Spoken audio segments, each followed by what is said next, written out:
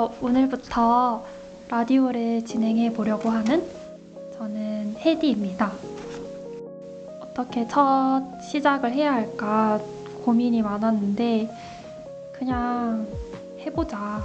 뭐 아무도 안 들을 텐데 어차피 라는 생각에 좀 두서는 없지만 그냥 첫 화를 이렇게 시작해 보게 되었습니다. 사람들이 이제 신년이 되면은 신년의 목표를 세우잖아요. 저한테는 그 목표 중에 하나가 저만의 라디오 채널을 운영해 보는 거였어요.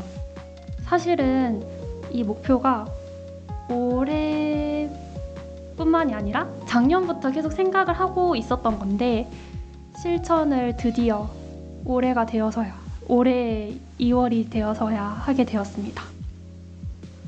저는 라디오를 되게 좋아했던 학생이었던 것 같아요.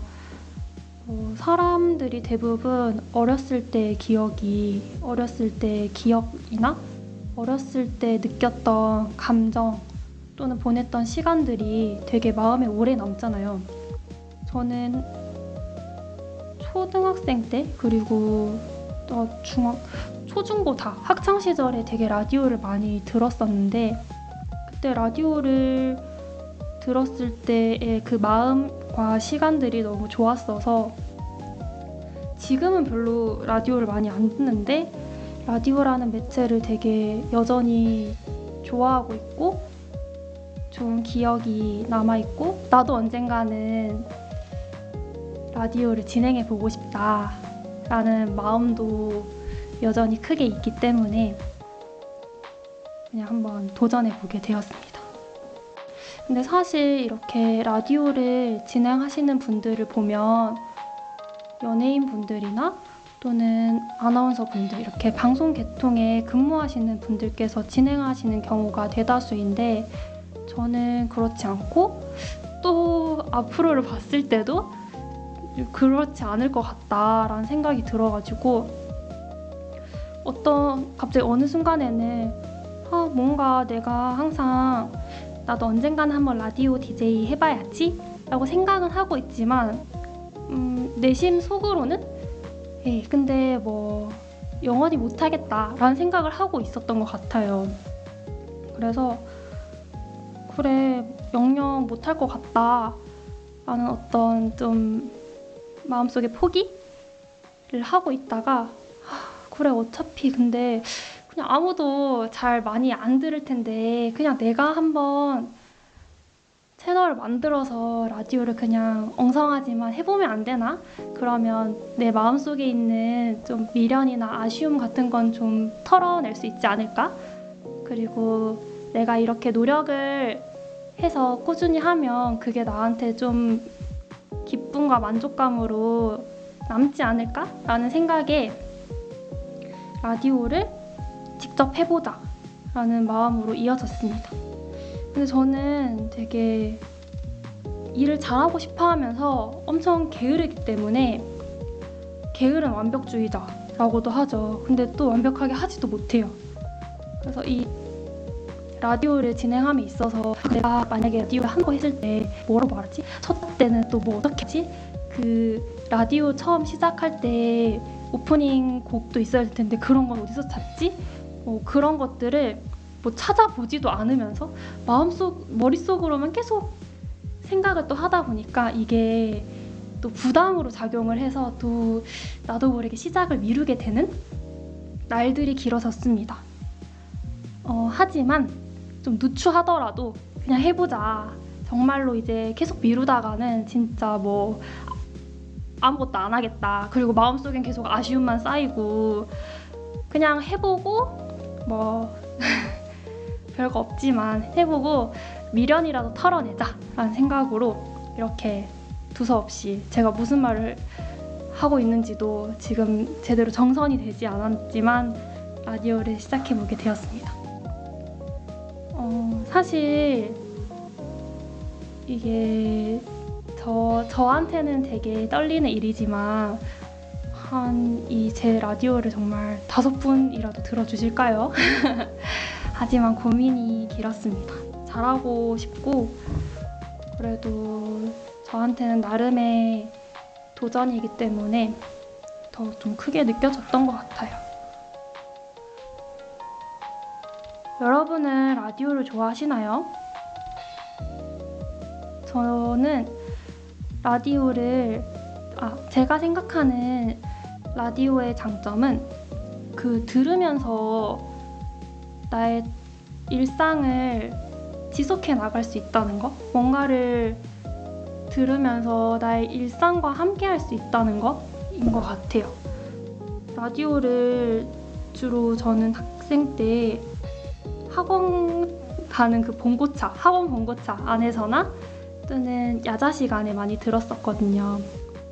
근데 라디오를 들으면서 어쨌든 라디오라는 매체와 나의 일상이 더해질 때 약간의 낭만이 있다고 생각해요. 그리고 누군가의 목소리가 들려주는 이야기와 말에 집중을 하는 그 시간이 좀 마음을 편안하게 해주는 그런 효과가 있었던 것 같습니다.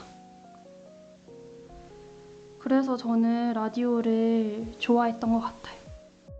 우리가 뭔가 예상치 못한 곳에서 내가 고민했던 것들에 대한 답을 얻거나 또는 어떤 뼈 때리는 직언을 맞을 때가 있잖아요. 저는 언제 그랬냐면 제가 시네마운틴이라는 송은이 씨와 장항준 감독님께서 하시는 팟캐스트를 들었었어요. 근데 시네마운틴에서 델마와 루이스라는 영화를 이제 다루는 그런 편이 있었는데 거기서 장항준 감독님께서 하셨던 말씀이 되게 인상 깊었고 이 게으르지만 완벽한 결과를 원하는 저에게 되게 와닿았던 말이 있었어요. 그게 뭐냐면 장항준 감독님께서 강연을 가셔서 창작하시는 학생분들께 강연을 하신 적이 있었는데 그 강연을 듣던 학생분 중 한 분께서 본인은 창작할 때 끝을 내기가 항상 힘들다. 뭔가 하다 보면은 이 마무리, 끝을 못 내는 것이 고민이 된다라고 질문을 해주셨대요. 그때 장항준 감독님께서 이렇게 답변을 해주셨대요. 프로와 아마추어의 차이는 속도다. 우리가 흔히 이 프로와 아마추어의 가장 큰 차이는 뭔가 질적인 것에 있을 거라고 생각을 하잖아요. 뭔가 프로가 만드는 것은 굉장히 좀 더 수준 높은 것이고 아마추어와는 질이 다를 것이다. 그것도 물론 맞는 말이지만 이 프로는 어떤 영감이나 어떤 시작에 대한 그런 느낌을 받았을 때 그 느낌과 시작의 순간을 놓치지 않고 그걸 끝까지 끌고 가서 끝을 낸다는 거죠.